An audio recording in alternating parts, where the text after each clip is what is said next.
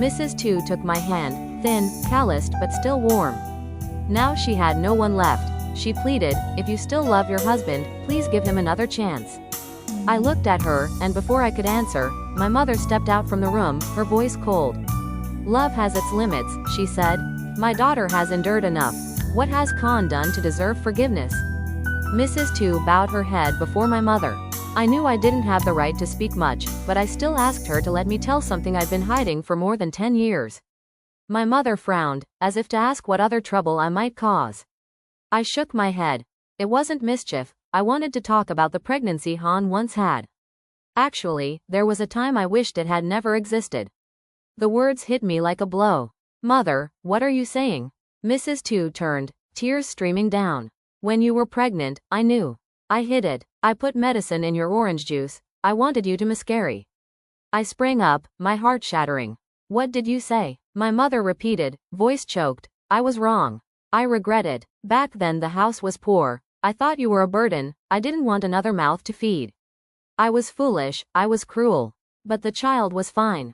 So for 2 years I kept silent, afraid you would hate me. Now I cannot leave this world without confessing." I collapsed. Everything spun. To think my child nearly never had a chance to be born because of her grandmother, my heart ached and my mind reeled. My mother helped me to my feet. Han went upstairs to rest while my mother talked with her. After that I didn't hear anything more. I climbed the stairs on autopilot and held my baby tight as if someone might take her away. A question kept circling in my head. Could forgiveness erase this pain? All afternoon I stayed quiet, clutching my child while my mind felt like it had just escaped an accident. My mother-in-law's confession replayed in my head like an unending film. She had put medicine in the orange juice to cause my miscarriage. I never imagined I would be the main character in such a bitter family tragedy. A little while later my birth mother came into the room, her face icy. She said nothing but set a glass of water on the bedside table and sat down, holding my hand tightly. After a long while she spoke slowly. "Han, you can be angry, you can be hurt, but don't let hatred turn you into a cruel person. Forgiveness doesn't mean accepting everything, it means giving your heart some lightness. Now you are a mother, and the child needs you to be stronger than ever." I remained silent. She was right. I was a mother now. I couldn't stay weak forever. Night fell and the house was strangely quiet. My mother-in-law asked to sleep in the back room, saying she didn't need anyone to wait on her, only a place to lie down. My mother agreed but added nothing. Lying next to my child, I rocked her to sleep, my heart still tangled. When I turned, my hand brushed an envelope under the pillow. Inside was a handwritten letter from Khanh, his letters hurried and trembling. He wrote, "Han, I thought you wouldn't read my messages, so I had my mother bring this letter. If you're reading it, then my mother has arrived. You may never forgive my mother or me, I'm sorry. What you endured should have been mine. But I was too weak. When I learned my mother had done something to your pregnancy, I didn't speak up because I feared you would leave. Hiding that was wrong. Every time I look at our child I see how bad I am. If you still have any faith in this family, please, for the child's sake, don't let her grow up surrounded by hatred. I've decided. I'll sell my motorbike, quit my job, go to Dock Lock to work as a construction helper, and save every penny to send home. I won't run away anymore. I only hope you won't close the door on my parents. They were wrong, but now they have nothing left but you and me. Whatever you choose, I will accept the consequences. Khanh." I read the letter over and over, tears wetting the paper. The man I had once seen as weak was, for the first time, stepping forward to shoulder responsibility. Perhaps all the ruins had driven him to the wall and forced him to grow up. I couldn't immediately open my heart to forgiveness, but I felt the change in him. At least he was sincere. The next morning I woke earlier than usual. My mother was still asleep and my mother-in-law was already bustling, cooking rice porridge in the back kitchen. She brought a bowl up to the bedroom. This time she didn't offer comforting words, just set the bowl down and sat quietly at the bedside, stroking the baby's head. I looked at her and asked softly, "Mother, why did you do that to me?" She lifted her head, eyes red but not avoiding me. She told me. Long ago she had a miscarriage and suffered greatly. When she found out I was pregnant, she became jealous and selfish. She acted from that overwhelming emotion. Now she regretted it. She said she had been blind with rage. But when she learned I had kept the pregnancy, she lost sleep for nights, tormented by guilt. She admitted, For the rest of her life she would carry that sin, but she could not turn back time to undo it. I listened in silence. Her voice thickened as she added, if I could not forgive her, she would understand. She only begged that the child not be raised in a house full of hatred. She had suffered enough and did not want her grandchild to walk that same path. I nodded, not because I had fully forgiven, but because I chose not to nurture more hatred in my heart. I needed peace to raise my child, to keep living, not to drown myself in bitterness. That midday I sat with little Hanh in my lap, enjoying the breeze. The early summer sun shone gently into the yard, as if forgetting the recent storms. My mother sat beside me, quiet for a moment, then asked, "What will you do?" I stared off, answering softly, "Not sure yet, but maybe I'll give Khanh a chance. As for coming back to live as his wife under their roof, that's not the time." Mother nodded. "Yes, everything needs time." I smiled, looking at my peacefully sleeping child in my arms. As long as my child was safe, I could wait and try. But less than a week later, a stranger appeared at the gate carrying a little girl, eyes swollen and red, and said something that felt like my heart breaking. "Are you Khan's wife?" "I'm his ex. This girl is his daughter." I went numb, sitting on the porch with my son in my lap. The faint call from outside snapped me awake. A thin woman in worn clothes, hair hastily tied up, held a child of about 3 or 4. The child's face was streaked with tears and sweat. I opened the gate and asked, "Who are you looking for?" She hesitated and then said, "I'm Hanh. Khanh used to be with me, and this is his daughter." Something stabbed straight into my chest. I hugged my child tightly and stepped back. My face went white, my ears rang, my mouth tasted bitter. I looked at the little girl. Soft black curls, a small mouth, eyes both quick and sad. She clung to her mother as if afraid of being pushed away. Hanh stammered. When she first went to work, not yet 20, they had a brief affair. Then he abruptly cut ties and later married me. She discovered she was pregnant but didn't dare make a fuss. She gave birth alone, worked and raised the child by herself. Now the child was ill and she had nowhere to turn. The news stunned me. The husband I had been considering giving another chance had another secret past he'd hidden. I asked instinctively, "When did you and Khanh meet?" Hanh said, "When I first went to work. I was not yet 20. That answer sliced like a knife. I retreated into the house. Seeing my face go pale, my mother asked what was wrong. I couldn't answer and sank down, covering my face and sobbing. Hanh awkwardly stepped inside, bowed her head, and held out the child, pleading. My mother glanced over, then quickly took the child to examine her. Her face was flushed, coughing weakly. Why hadn't she been taken to the clinic earlier? Hanh burst into tears. She had no money. They asked for a 200,000 dong fee to admit the child. She had promised to pay later but was turned away. She begged me to call Khanh. My mother didn't hesitate. "Give her here, I'll drive you two to the clinic right now. That child can't be left out to die." I went weak and hurried after my mother with my son. Hanh thanked us in a fluster. At the health station, the doctor diagnosed acute pneumonia and said the child needed hospitalization immediately. My mother paid the bill without hesitation, while I sat in the corridor, nerves frayed. Emotions crashed over me, anger, pain, but also some compassion. I remembered the nights rocking my child to sleep in a damp room, the weary days of non-stop care. I thought Hanh must also be an unwilling single mother. The difference was she had no support. That night I messaged Khanh. "You said you wanted to start over. Explain this. Your daughter is in the hospital." Less than a minute later my phone rang. Khanh called. I answered, my voice cold. "Speak. I'm listening." Khanh was silent for a few seconds before blurting out the words. "Hanh really came to see you?" "No," I stressed each word. "She came because your child is sick, because I called." I heard him hold his breath, then exhale in ragged gasps. "I'm sorry, I didn't know the child was still alive." When Hanh said she was pregnant, I thought she was trying to trap me. "She asked me to leave you and marry her, I refused, and then she disappeared. I thought she had taken care of it, I thought I was free of responsibility. I only thought, never dared to accept being a father." Tears burst out of me. I had forgiven my mother-in-law, I was ready to give my husband another chance, yet he had hidden something so enormous. Had he ever truly been sincere with me, or were his words only to quiet my heart? Khanh choked out, "Hanh, I was wrong. Please, let me see the little girl, let me make amends, let me take responsibility. Can you still forgive me?" I hung up, For the first time, I cried not from weakness but from realizing I had enough strength not to endure lies any longer. That night, I wrote a single sentence on a piece of paper. People may make mistakes, but no one has the right to deceive forever. I left the note on the table, looked at my son sleeping peacefully, then went downstairs. Hong was still sitting there, her eyes pleading with the whole world. I took a deep breath. You and your child can stay here for a few days. When she's better, I'll contact Khanh. But you must promise not to let this child become a tool in any quarrel. Hong covered her face, sobbing.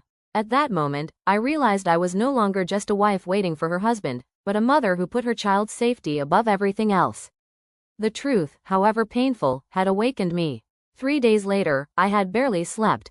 Not because of my son's fussing, but because of the heavy thoughts churning in my head. My tears seemed to have dried. Perhaps I was getting used to the pain. Each time I saw Hong carefully spooning porridge, wiping her daughter's forehead like a devoted mother, my throat tightened. Though our circumstances were different, motherhood was the same, enduring, sacrificing, and loving without limit. Late one afternoon, as I gathered some things to bring to the hospital for Hong and her daughter, my phone rang. It was Khanh. I hesitated, then answered. Where are you? His voice was hoarse. The ward health station, room 3, I replied curtly. He only grunted and hung up. I knew he would come. I also knew it was time for the three of us to sit down and speak plainly. At dusk, Khanh walked into the hospital room. Under the pale yellow light, he looked completely changed.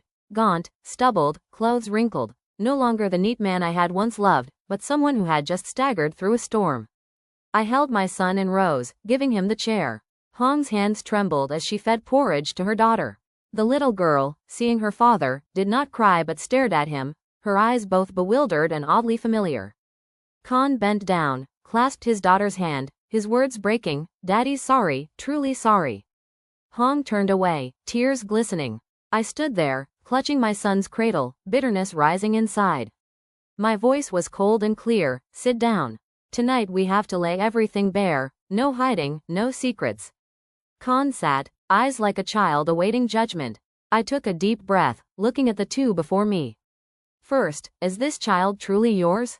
Khanh nodded without hesitation. Second, since our marriage, have you had any contact with her? Hong quickly shook her head. After you married her, I cut all ties, I never reached out again. Khanh confirmed. I swear, since then I've never betrayed you. I let out a long sigh, my gaze resting on the little girl sucking her fingers beside her mother. So, what is it you want?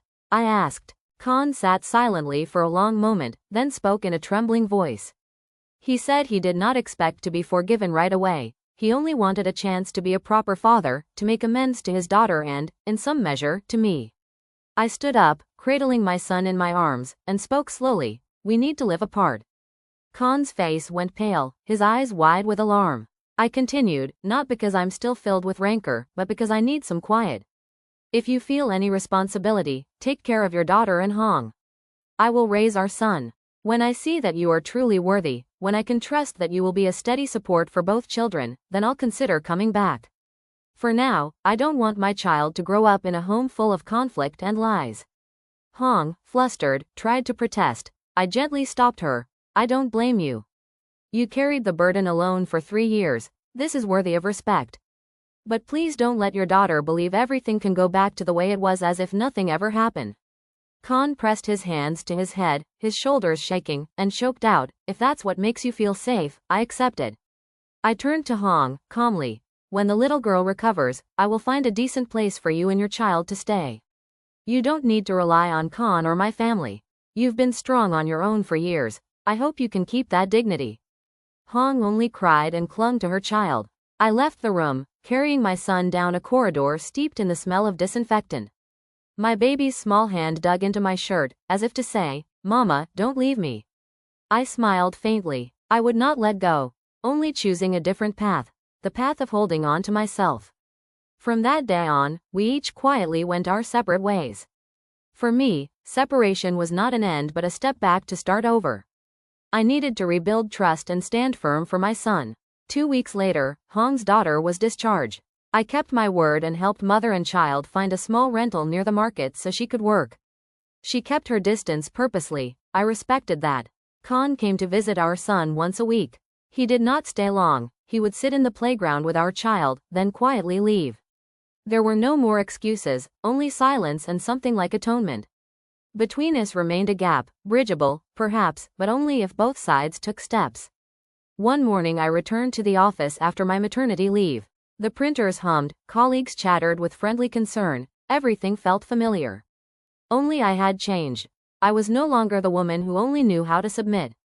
I went to work with a new resolve, stronger and more independent. At the end of the day I stopped by the kindergarten to drop off my child's registration. The principal looked at me kindly and said, "You look tougher now. Women can be betrayed, but never betray yourself." That evening my mother brought a bag of things from my in-law's house. She said my father-in-law was about to be discharged from the hospital, and Mrs. Tu was tidying the house to return. Inside the bag were a few old items and a wooden box. I opened it and found some papers, a few photos, and a small notebook. When I turned to the first pages, I was stunned to see it was my prenatal medical record. Every measurement and appointment was noted. In the margins were familiar notes. My mother-in-law's handwriting. Fetal heartbeat stable. Avoid too many stairs. Warm the milk before feeding. I froze. I had thought she never cared. It turned out she had followed every step of my pregnancy, quietly like someone waiting behind a closed door. In the old wooden box, besides the prenatal record, I found a yellowed wedding photo. In the picture, Mr. Min stood beside Mrs. Tu. Both were young. But what stunned me was the shape of a woman standing partly hidden behind them, her hand lightly clutching Mr. Min's sleeve, her eyes full of feeling. That woman was not Mrs. Tu. Scribbled beneath the photo were the words, "Wah, Han's mother." I was stunned. Han, was I? My heart pounded. My hands trembled as I opened the other papers tucked into the notebook. One was a letter written in a shaky hand, as if by someone both terrified and grieving. "Min, I am leaving our child with you. I can no longer raise her. Your mother will not accept her, I know, but I have nowhere to go. Please let the child live a proper life, don't let her grow up in shame. Even if I have no status, I still hope she can call you father." Wah, my vision blurred. So I am Mr. Min's child? I hurriedly called the woman I had always believed to be my birth mother. On the other end she was silent for a long time, then sighed. "You already know?" "Yes, you are not the child of the man you call father. You are Mr. Min's child. Years ago, Wah, who worked in his house, became pregnant. The family opposed it, and she left, leaving the child with Mr. Min. At that time I was a distant cousin on the paternal side. Seeing the difficult situation, I took you in and brought you back to the village. That's how you were raised." I collapsed. The world seemed to tilt. The man I had called father-in-law was in fact my biological father. I remembered his half-avoidant, half-anguished looks toward me. Now everything made sense.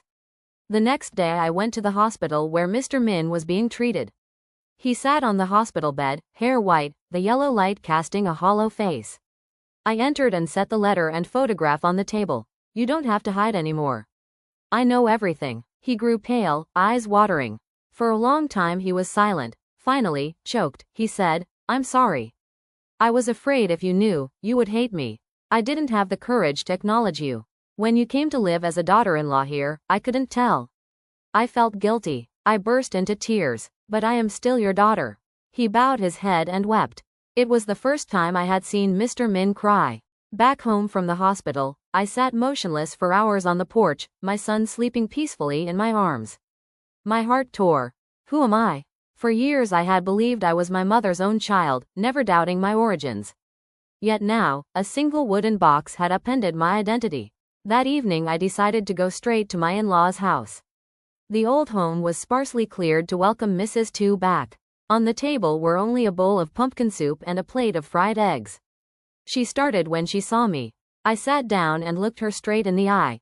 "I came to ask about this. I know now that I am Mr. Min's daughter." She trembled and dropped her chopsticks. I placed the letter and the photograph before her. The silence between us was heavy. Finally she nodded faintly, her voice shaky. "Yes. I have known for a long time. But you must understand, for me, it was a shame. I had to swallow my bitterness to keep this family together, yet every time I looked at you I was reminded of that past. I knew you were innocent, but my heart could not easily accept it. So I became cold and cruel. All my anger was poured out on you." I could barely speak. but I never did anything wrong. I only wanted to be loved as a daughter, to be treated as a normal daughter-in-law. She bowed her head, tears falling. I know, but I could not overcome that old hatred. The fault is not yours, it's mine.